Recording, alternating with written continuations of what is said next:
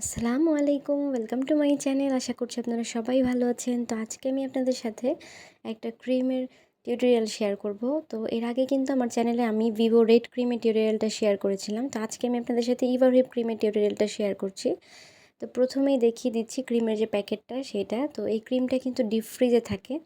আপনারা অবশ্যই দোকান থেকে কেনার আগে দেখবেন যে ক্রিমটা আসলে ফ্রিজে রাখা ছিল কিনা। যদি বাইরে থাকে তাহলে কিন্তু এটা নিতে যাবেন না, কারণ এই ক্রিমটা কিন্তু ফ্রিজেই সংরক্ষণ করতে হয়, ডিপ ফ্রিজে। আর এই ক্রিমটা কিন্তু অন্যান্য ক্রিম যেরকম 1100 গ্রামের করে থাকে প্যাকেট, আর এই ক্রিমটাতে কিন্তু 1030 গ্রাম আছে। আর আপনাদেরকে একটু দেখিয়ে দিচ্ছি, এটার উপরে কিন্তু এক্সপায়ার ডেটটাও লেখা আছে। আপনারা কিন্তু অবশ্যই ডেট দেখে কিনবেন। আর আমি কিন্তু একটা ক্রিম, এর আগে একটা ক্রিম এনেছিলাম, ওইটাকে কীভাবে স্টোর করে রেখেছি সেটা আপনাদেরকে দেখালাম। আর এর আগে যেটা দেখালাম সেটা আমার নতুন এনেছি ক্রিম। তো এই ক্রিমগুলোকে আমি সবসময় ঠিক এইভাবেই করেই রেখে দিই ফ্রিজে। আপনারা যদি অনেক দিন সংরক্ষণ করতে চান সেই ক্ষেত্রে কিন্তু আপনারা যে কোনো কন্টেইনারে করে রাখতে পারেন, যাতে বাতাস না ঢোকে ভিতরে। আমি যেহেতু ক্রিম এনে আমার খুব দ্রুত শেষ হয়ে যায়, কেকের অর্ডার থাকে, তো এর জন্য আমি এভাবে করেই স্টোর করে রাখি, এতে কোনো সমস্যা হয় না। আর অবশ্যই ক্রিমের প্যাকেট ব্যবহার করার আগে একটু ঝাঁকিয়ে নেবেন। আর এই ক্রিমটা কিন্তু অন্যান্য ক্রিমের থেকে বেশ ঘন, আর এটা যে কোনো ওয়েদারে কিন্তু একদমই গলে যায় না, না গরমের সময় না শীতের সময়। শীতের সময় তো নর্মাল ক্রিমই গলে না, বাট এটা টোটালি সব সময় একই রকমই থাকে। আর এটার মধ্যে কিন্তু পর্যাপ্ত পরিমাণে মিষ্টি থাকে। আপনাদের যদি তাও মিষ্টির প্রয়োজন হয় আপনারা কিন্তু একটু আইসিং সুগার ব্যবহার করতে পারেন। তো এখানে আমি প্রায় 3 কাপের মতো ক্রিম নিয়ে নিয়েছি। এই ক্রিমটাকে এখন আমি ডিপ ফ্রিজে কিছু 10 মিনিটের জন্য রেখে দিচ্ছি। ক্রিম যত ঠান্ডা হবে বিট কিন্তু তত দ্রুত হবে। তো এখন আমি প্যাকেটটাকে আবার দেখালাম আপনাদেরকে কীভাবে আমি রেখে দিচ্ছি, আর সাথে এই ক্রিমটাকে আমি ফ্রিজে রেখে দিচ্ছি। তো প্রায় 10 থেকে 15 মিনিট পরে আমি ক্রিমটাকে বের করে নিয়েছি ফ্রিজ থেকে। দেখেন বাটিটাও কিন্তু বেশ ঠান্ডা হয়ে গিয়েছে। আর বিটারের কাঁটাটা কিন্তু আমি রেখে দেইনি ফ্রিজে।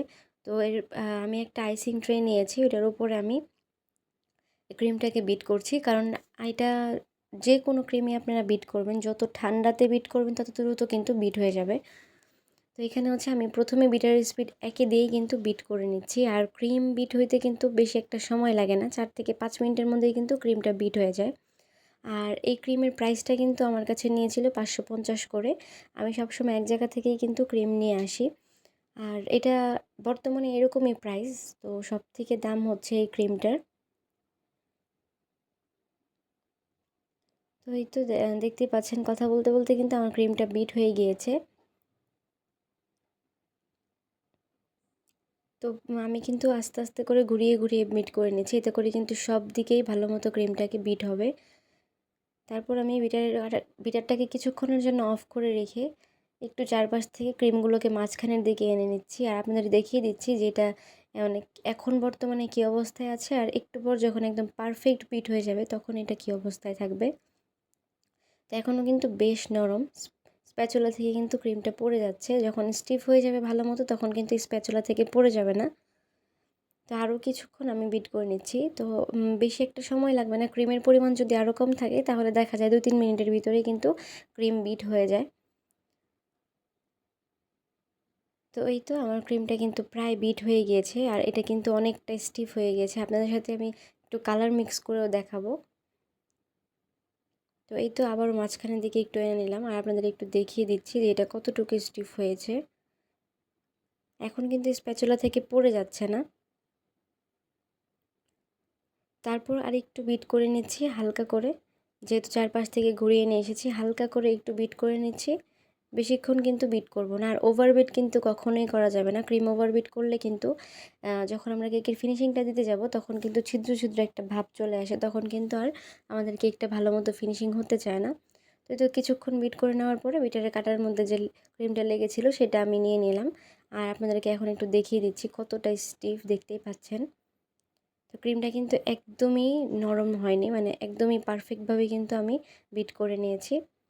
তো এখানে আমি একটা ছোট একটা বাটিতে অল্প করে ক্রিম নিয়েছি, আর এখানে আমি রেডম্যানের অরেঞ্জ কালারটা দিয়ে নিয়েছি। একটু বেশি করেই দিয়েছি আপনাদের দেখানোর জন্য যে আসলে বেশি পরিমাণে কালার দিলেও কিন্তু ক্রিমটা কতটা স্টিফ থাকে। আর অবশ্যই যদি আপনারা কালারিং ক্রিম দিয়ে পরে কাজ করেন তাহলে কালারিং ক্রিমটা করার পর কিছুক্ষণ ফ্রিজে রেখে দেবেন। বাইরে থাকলে তো অবশ্যই ক্রিমটা একটু নরম হয়ে যাবে। তো এই তো আপনাদেরকে কালার মিক্স করে দেখালাম। এরপর আপনাদেরকে একটা পাইপিং ব্যাগ মধ্যে নজেল দিয়ে তারপর আপনাদেরকে একটু ডিজাইন করে দেখাচ্ছি যে কতটা স্টিফ হয়েছে ক্রিমটা। আর আমি কিন্তু সবসময়ই আমার যে কোনো কেকে আমি এভার হুইপ ক্রিমটাই ব্যবহার করে থাকি। তো আমার ভিডিওটি আপনাদের কাছে কেমন লেগেছে অবশ্যই কিন্তু জানাবেন। আর আমার যে ভিভো রেড ক্রিমের যে টিউটোরিয়ালটা সেটার লিঙ্ক আমি ডিসক্রিপশন বক্সে দিয়ে রাখবো, আপনারা চাইলে কিন্তু দেখে নিতে পারেন। তো কেমন লাগলো আজকের ভিডিওটা অবশ্যই জানাবেন। আজকের জন্য এখানেই বিদায় নিচ্ছি। আল্লাহ হাফেজ।